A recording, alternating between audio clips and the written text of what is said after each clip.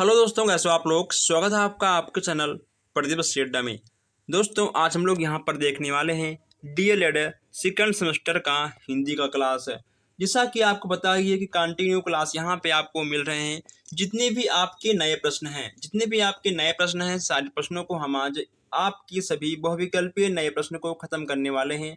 इसका आपका कोई सेकंड क्लास नहीं आएगा। एक क्लास में आपके बचे हुए सारे नए नए प्रश्नों को हम लोग आज देखने वाले हैं। जो हमारे भाई बहन नए हैं, जो लोग अभी तक चैनल को सब्सक्राइब नहीं किए हैं, वो लोग सब्सक्राइब कर दें ताकि कोई भी क्लास, कोई भी अपडेट जब भी हम अपलोड करें तो आप तक सबसे पहले पहुंचे। जो हमारे भाई बहन नए हैं, सब्सक्राइब करें और इस क्लास को अपने दोस्तों तक जरूर शेयर करें। आइए चलते हैं, देखते हैं हम लोग आज का पहला प्रश्न। यहाँ पर हम लोग आज देखने वाले हैं हिंदी का पहला प्रश्न। यहाँ पे आपसे कहा गया है कि गद्य के अंतर्गत क्या आता है। नाटक, कहानी, पत्र या उपरोक्त सभी। अगर हम बात करें इसके आंसर की, तो गद्य के अंतर्गत आपका नाटक भी आएगा, कहानी भी आएगा, आपका पत्र भी आएगा, यानी आपका दा वाला बिल्कुल सही हो जाएगा। इसके बाद आपका है गद्य तथा पद्य में क्या अंतर है। गद्य में कल्पना शक्ति होती है, गद्य में छंद मुक्त होता है, पद्य में छंद मुक्त होता है या उपरोक्त सभी। कहीं ना कहीं ये तीनों आपकी बिल्कुल सही हैं, आपका उपरोक्त सभी बिल्कुल सही हो जाएगा। आगे बढ़ते हैं। नेक्स्ट यहाँ पे आपका है कि गद्य रचना के लिए आवश्यक होता है। अब भाषा तत्वों का ज्ञान, विषय वस्तु का ज्ञान, रचना स्वरूपों का ज्ञान या फिर उपरोक्त सभी। इनमें से आपका क्या होगा। हमने आपसे पहले भी कहा था कि जहां पर आपको दिख जाए उपरोक्त सभी, 99.9% आपका उपरोक्त सभी ही सही हो जाता है। नेक्स्ट यहाँ पे आपका है सूक्ष्म गद्य पाठ के लिए आवश्यक नहीं है। अब यहाँ सूक्ष्म गद्य पाठ की बात की जा रही है। इसमें आपका क्या होगा। विद्यार्थियों के शब्दकोश में वृद्धि, विद्यार्थियों में परस्पर सहयोग, मुहावरों, सूक्तियों का ज्ञान, व्याकरण के नियमों का ज्ञान। इन चारों में से आपका क्या होगा। अगर हम बात करें आंसर की, इसमें आपका बा वाला बिल्कुल सही हो जाएगा, यानी विद्यार्थियों में परस्पर सहयोग। चौथे का आपका बा वाला बिल्कुल सही हो जाएगा। द्वित पाठ का उद्देश्य नहीं है। इसमें आपका क्या होगा। यहाँ द्वित पाठ की बात की जा रही है। शीघ्रता, पढ़ने की क्षमता, ठीक है दोस्तों, यहाँ होगा आपका पढ़ने की क्षमता, इसको आप ठीक कर लीजिएगा। समझने की क्षमता का विकास है, खेल खेल में पढ़ना, अवकाश के समय पढ़ने की प्रवृत्ति। इसमें आपका क्या होगा। तो जब यहाँ पे आपसे द्वित पाठ की बात की जा रही है कि नहीं होगा, तो खेल खेल में पढ़ना, ठीक है, यह आपका द्वित पाठ के अंतर्गत नहीं आएगा। नेक्स्ट यहाँ पे हम लोग देख रहे हैं कुछ वेरी वेरी मोस्ट इम्पॉर्टेंट प्रश्न है। इसमें कहा गया है कि हिंदी गद्य साहित्य में सर्वाधिक मनोरंजक विधा क्या है। कहानी है, नाटक है, स्मरण है या फिर निबंध है। इसमें आपका कहानी बिल्कुल सही हो जाएगा। जितने भी आपके प्रकाशन हैं, पवन, वीपीएम, उसके बाद आपका दोस्तों राधा भी आता है, ठीक है, आपका राजन भी आता है, और भी आपके आते हैं गाइड। हम सभी प्रश्नों को इसमें ऐड कर लिए हैं, ठीक है। चलिए नेक्स्ट यहाँ पे आपका है भारतीय साहित्य में कहानीकारों में सर्वाधिक लोकप्रिय हैं। कौन सबसे सर्वाधिक लोकप्रिय थे। जयशंकर प्रसाद, महादेवी वर्मा, प्रेमचंद्र या फिर रांगे राघव जी। कौन होंगे आपकी इसमें आपके प्रेमचंद्र जी बिल्कुल सही हो जाएंगे। आइए आगे बढ़ते हैं। नेक्स्ट यहाँ पे आपका है कि कहानी शिक्षण का महत्व। कहानी शिक्षण के महत्व की बात की जा रही है। जिज्ञासा होता है, कौतूहल होता है, उतार चढ़ाव होता है। ये तीनों आपके कहानी शिक्षण में पाए जाते हैं, यानी आपका उपरोक्त सभी बिल्कुल सही हो जाएगा। चलिए आगे बढ़ते हैं। नेक्स्ट यहाँ पे आपका है कि कहानी के प्रकार होते हैं। कहानी के प्रकार कौन से होते हैं। मनोरंजक होते हैं, शिक्षा होता है, ज्ञान होता है। तो कहीं ना कहीं कहानी में आपका शिक्षा भी आपको मिलेगा, ज्ञान भी मिलेगा, आपको इसमें मनोरंजन भी आएगा। उपरोक्त सभी आपका बिल्कुल सही हो जाएगा। यहाँ पे आपको लाइन से उपरोक्त सभी देखने को मिल रहा है, वही आपका सही भी हो रहा है। लोक कथाएँ प्राप्त होती हैं। लोक कथाएँ आप किस किससे प्राप्त कर सकते हैं? रेडियो से, दूरदर्शन से, समाचार से, यानी तीनों से हम प्राप्त कर सकते हैं। आपका उपरोक्त सभी बिल्कुल सही हो जाएगा। बच्चा सर्वप्रथम सीखता है बोलना, पढ़ना, सीखना या खेलना। बच्चा सबसे पहले क्या सीखता है? बच्चा सबसे पहले बोलना सीख जाता है। नेक्स्ट यहाँ पे आपका है कि बच्चे की प्रथम पाठशाला है परिवार, पड़ोस, मित्र और विद्यालय। बच्चे का प्रथम पाठशाला आपका परिवार ही होगा, क्योंकि बच्चा सबसे पहले अपने परिवार से ही सीखता है। चलिए आगे बढ़ते हैं। यहाँ पर आपसे कहा गया है कि गद्य रचना में आवश्यक नहीं होता है मुहावरे का ज्ञान, लाभ का ज्ञान या फिर आपका तुकबंदियाँ या छंद। देखिए, अगर हम पद्य, दोस्तों गद्य कम पद्य रचना की बात करें तो उसमें मुहावरे का ज्ञान आपको नहीं होगा, ठीक है। उसमें आपका ज्ञान भी होगा, तुकबंदियाँ होगा, उसमें आपको छंद का ज्ञान होगा, लेकिन आपका मुहावरे का ज्ञान नहीं होगा, यानी आपका आ वाला बिल्कुल सही हो जाएगा। चलिए आगे बढ़ते हैं। नेक्स्ट यहाँ पे आपका है कि गद्य में होता है। गद्य में आपका क्या होता है? महापुरुषों की गाथा होता है, प्राकृतिक वर्ण होता है या फिर करुणामयी गाथा होता है या उपरोक्त सभी होता है। गद्य में आपको तीनों देखने को मिल जाएंगे, यानी आपका दा वाला बिल्कुल सही हो जाएगा। नेक्स्ट यहाँ पे आपका है कि पद्य में सौंदर्य होता है भाव सौंदर्य, शब्द सौंदर्य, ध्वनि सौंदर्य और उपरोक्त सभी। ये तीनों आपकी होती हैं, भाव, शब्द और ध्वनि सौंदर्य तीनों होती हैं, यानी आपका उपरोक्त सभी बिल्कुल सही हो जाएगा। चलिए नेक्स्ट यहाँ पे आपका है कि मनुष्यों के भावों की अभिव्यक्ति होती है संकेतों द्वारा, एक मिनट, संकेतों के द्वारा होता है या वाणी के द्वारा होता है या भाव अभिमाओं के द्वारा होता है या उपरोक्त सभी। इसमें आपका उपरोक्त सभी बिल्कुल सही हो जाएगा। रचना का क्या अर्थ है, ये आपको बताना है। रचना का क्या अर्थ है? तो जैसा कि हमने आपसे कहा था उपरोक्त सभी, तो आपका उपरोक्त सभी बिल्कुल सही हो जाएगा। जो हमारे भाई बहन अभी तक चैनल को सब्सक्राइब नहीं किए हैं, सब्सक्राइब कर लें ताकि कोई भी प्रश्न, कोई भी क्लास आपसे मिस ना हो। सबसे नया प्रश्न यहाँ पे आपको देखने को मिल रहा है कि साहित्य में रुचि उत्पन्न की जा सकती है।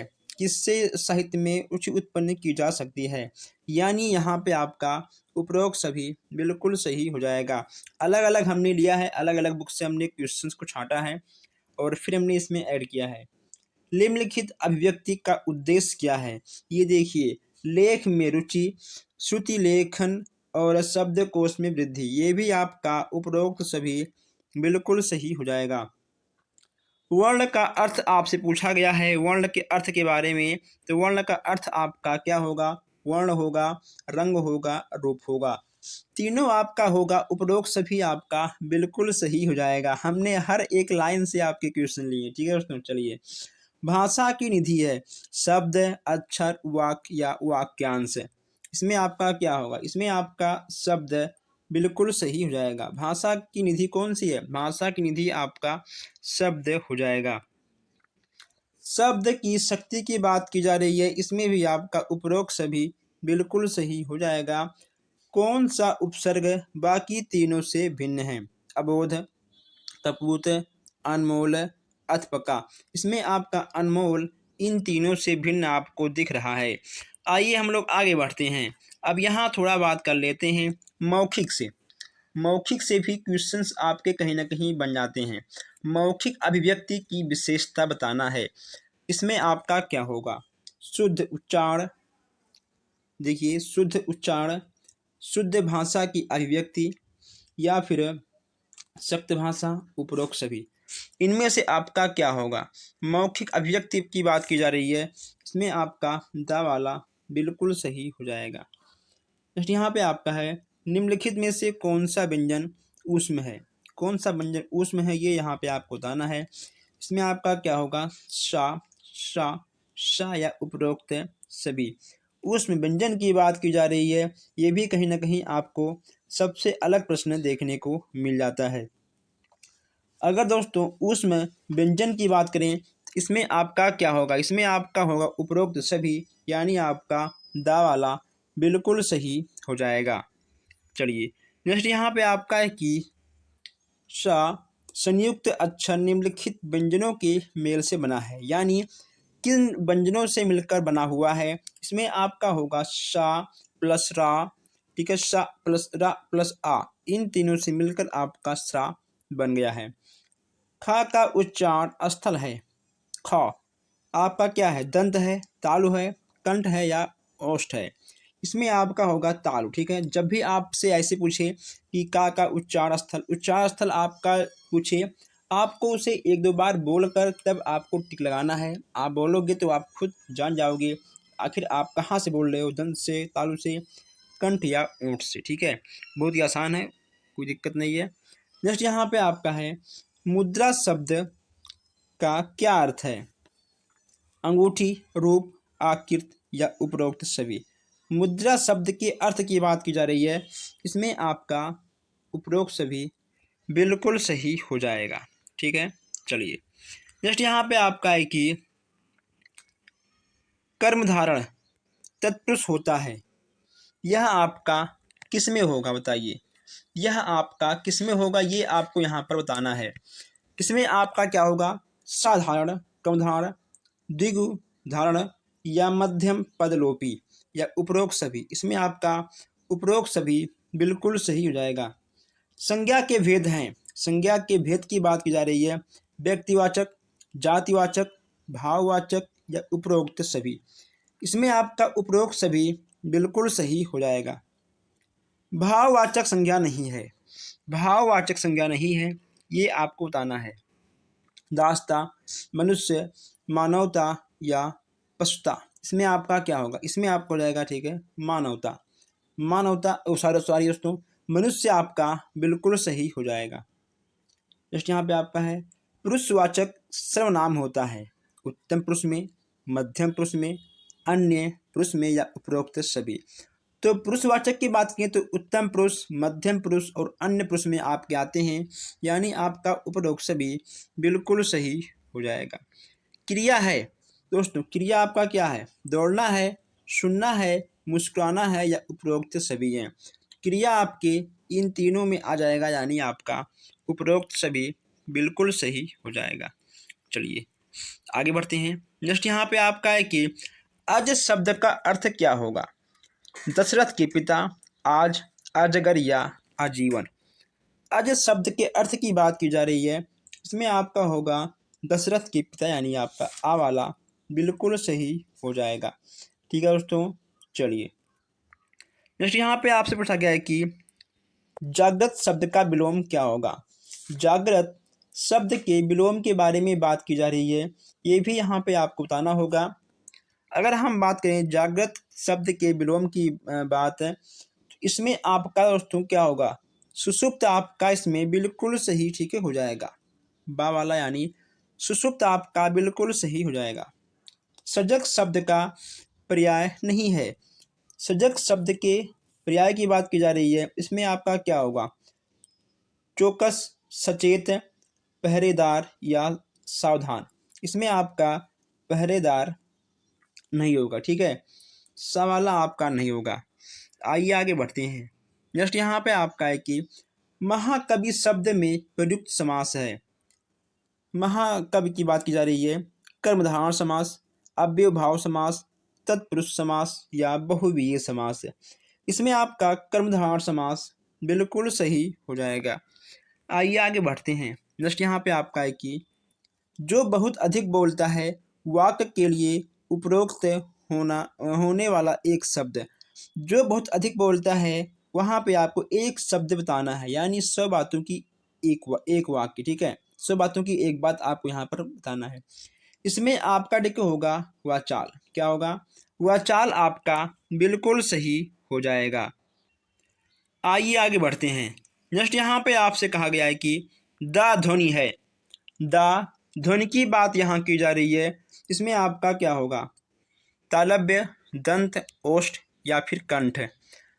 दा ध्वनि की बात की जा रही है, इसमें आपका दंत बिल्कुल सही हो जाएगा। बेखौफ शब्द में से उपसर्ग जुड़ा है। बेखौफ शब्द की बात की जा रही है। उर्दू, फारसी, हिंदी या अंग्रेजी। चलिए आगे बढ़ते हैं। इसमें आपका फारसी बिल्कुल सही हो जाएगा।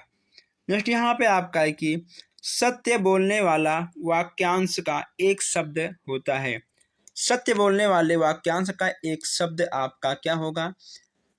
सदाचारी होगा या फिर सर्वव्यापी होगा, सत्यवादी होगा या फिर सर्वज्ञ होगा। इसमें आपका सत्यवादी बिल्कुल सही हो जाएगा। सवाला आपका बिल्कुल सही है। मधुरता शब्द में प्रत्यय है। मा, आ, मधु या ता। इसमें आपका क्या होगा? प्रत्यय की बात की जा रही है। उपसर्ग आपका आगे लगता है और प्रत्यय आपका पीछे लगता है, यानी ये था आपका मधुर। जब मधुर प्लस ता होगा तो आपका हो जाएगा मधुरता। ठीक है, यानी आपका दा वाला बिल्कुल सही हो जाएगा। इनमें से कौन सी ध्वनि अंतस्थ नहीं है? चा, बा, दा या ला। इसमें से आपका क्या होगा? अगर हम बात करें आंसर की, इसमें आपका बा वाला बिल्कुल सही हो जाएगा। ठीक है, इसमें आपका बा वाला बिल्कुल सही हो जाएगा। हमने आपसे एक भी बार नहीं कहा वीडियो को शेयर करने के लिए, चैनल को सब्सक्राइब करने के लिए, लेकिन अब आप कर दीजिए, क्योंकि आगे आने वाले सभी क्लास आप तक सबसे पहले पहुंची, इसलिए आपको सब्सक्राइब करना बहुत ही ज़रूरी है। हम मिलते हैं फिर आपसे नेक्स्ट क्लास में। धन्यवाद।